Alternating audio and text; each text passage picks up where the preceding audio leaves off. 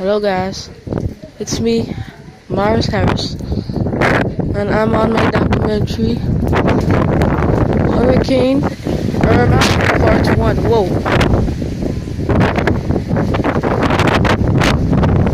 Could you believe it was wind? The storm is still at least 200 miles away from the island of St. Martin, and the winds are getting like at least, let me see, 45 miles per hour winds, but gusts,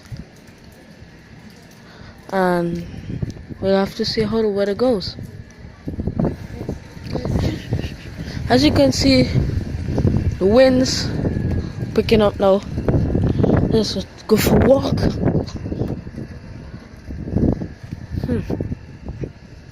Oh yeah, our windows are boarded down.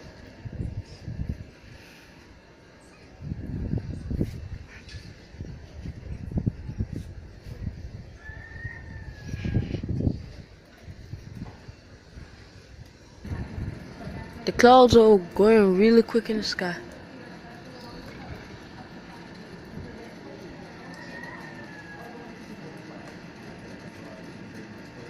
Man, it has really gotten dark in just a matter of 5 minutes.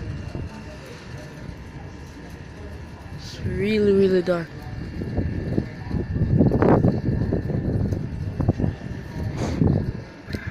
Let's go and see what my TV is saying.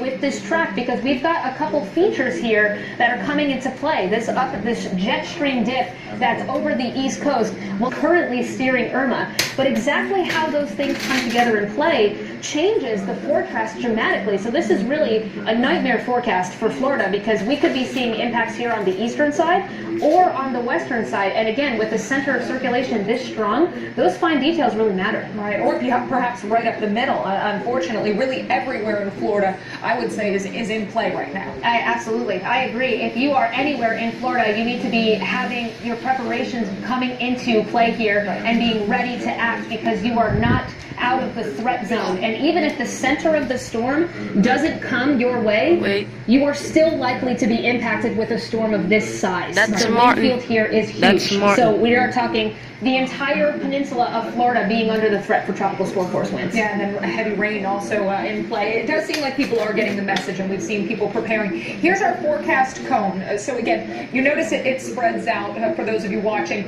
as we get farther away in time, and that's because there is more uncertainty. Yes, that's right. And then if you notice here, not only just the track of the cone, look at the numbers.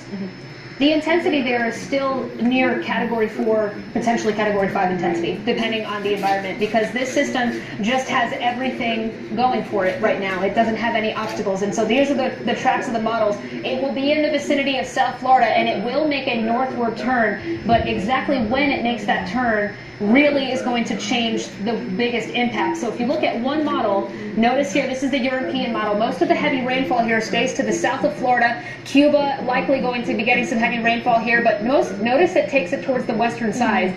If you compare that to the U.S. model, we're still showing here impacts that could... The rain has come back. Oh God! We're gonna leave. Let's make trees coming from that way. We're trying. I'll have a next video in the next hour, maybe next hour or so, maybe. But for now, like, subscribe, goodbye.